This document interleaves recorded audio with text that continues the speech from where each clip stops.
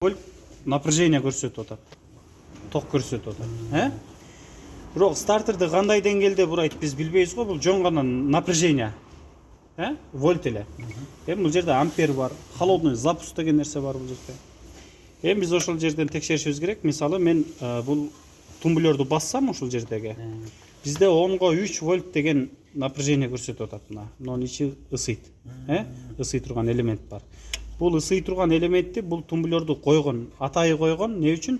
Стартер моторду күртөтүп аткан күчүн билиш үчүн. Кандай деңгээлде бурай алат? 9 вольтка чыгып калбайбы, 9 вольттан төмөн түшүп калбайбы? Эгер 9 вольтка чыгып кала турган болсо, бизде машинеде компьютер бар да, компьютер иштебей калат, машинени жүргүзө албай калат, мындайча айтканда. Демек, карайбыз, бизден 10-го 5 вольт деп атат мына. 10,5 вольт немени көтөрүп бере алат, мындайча айтканда 10,5 вольт менен бурап бере алат, тагыраак айтканда. Нагрузкасы жакшы деген белги го. Минималдуу 10,5 вольтка чейин түшө турган болсо, ал аккумулятордун нагрузкасы жакшы, стартерди жакшы күрөтөт алат.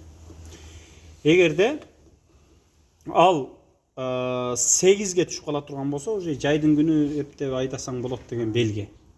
Кыштын күнү уже бизде мотордун немеси дагы бар ал жерде, компрессиясы. Эми мындай карай турган болсок, майдын кассасы да бар, Эми карай турган болсок, 8ден төмөн түшүп калса болду. Эптеп бирөөнүкү менен бир күрөтөбүз, от алдырабыз, кетебиз деген эле белги.